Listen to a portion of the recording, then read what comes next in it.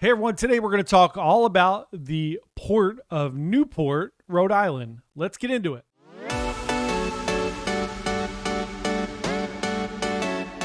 Hey everyone, John here from Bite Size Cruises. Thanks so much for coming to check out this video. Today we're going to talk all about Newport, Rhode Island. So we recently sailed on NCL Escape.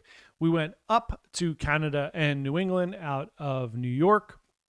And our first stop was Newport, Rhode Island. There are an amazing amount of excursions you could do from the cruise line to any of the sites at Newport.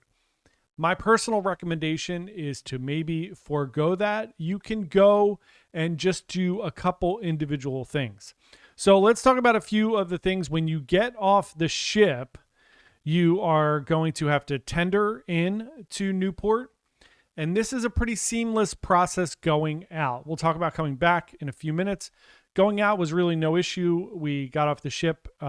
We waited maybe like a half an hour, 45 minutes. We went down. We just walked right off and got onto a tender.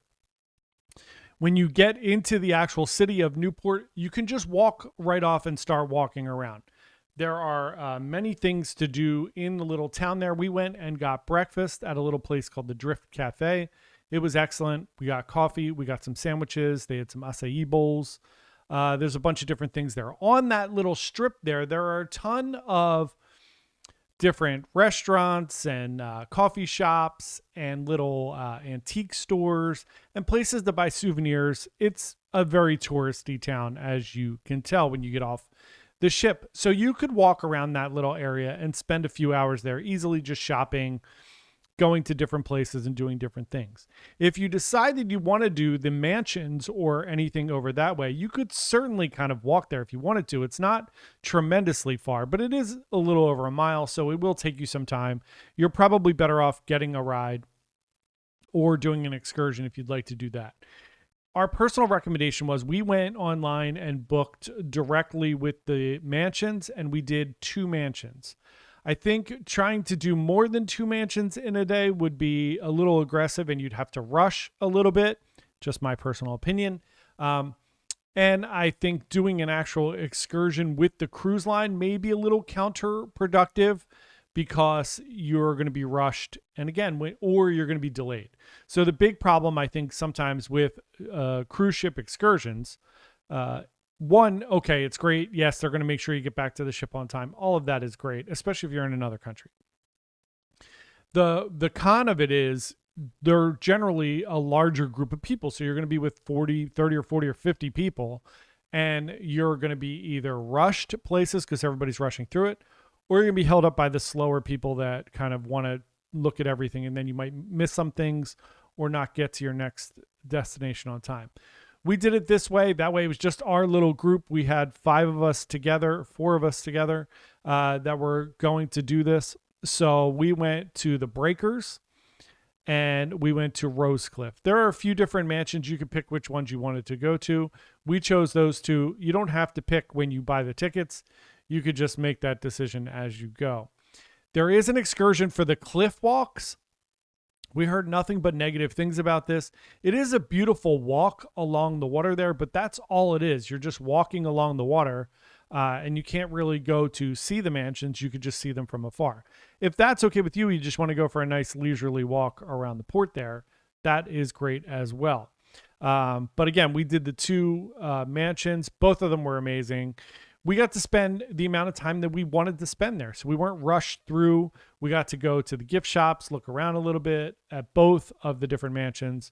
We got to walk around, do some video, pictures, ask people questions. And we felt no rush, or also didn't feel like we had to stay there any longer than we wanted to. So we went to both of those. They were both great. We then came out, got back into town, and we did a restaurant there, the Red Parrot, I believe it was. Great seafood restaurant. Again, right on that little strip there, right by the port. And there are many things to do. You can, like we said, you can walk all around the town there. There are a bunch of different things. That's just what we did. I love the town. Super quaint town. If you decide to just get off the ship, have a lunch or breakfast or an early dinner, I think that is great as well. I think you would have a great time. And then we headed back towards the ship. Now, We are never big fans of heading back at the last minute. We try to get back with an hour or so to spare. The line was all the way down the street to get back on. So I'm guessing that there are some issues with the tenders. There can only be so many out there at a time.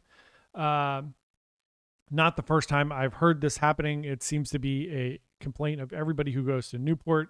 It took us about an hour, maybe an hour and a half to get back to the ship once we got in line there. So that was the only con of the day. It is a beautiful port. Get out, explore Newport. If you do want to get back to the ship early, I would recommend coming back very early so that you don't have to wait in all of that line of the people who are coming back closer to the point where you need to be back on the ship. But again, the line was really long there, but it did move relatively quick. The nice part about it is Norwegian, obviously they know this is an issue. They had people out there with hot chocolate. It was a little chilly, with water, with hot towels. They were great. They handled it great. There was another ship in port. There was an MSC ship in port, and they had a different line going. So that caused a lot of confusion as well. So they were supposed to be coming in from a different direction. And their tendering process seems to be moving a lot quicker for whatever reason. Who knows? However, that's it. That's all our information about Newport. Very easy getting on and off the ship other than waiting in line. You don't need to take anything with you off the ship other than your SeaPass card and your driver's license. You are in America. So if you are from the US and you get off the ship, you don't need your passport or anything. You just need your driver's license to get back and go out and explore beautiful Newport. The mansions are spectacular. It's unbelievable. Highly recommend doing those.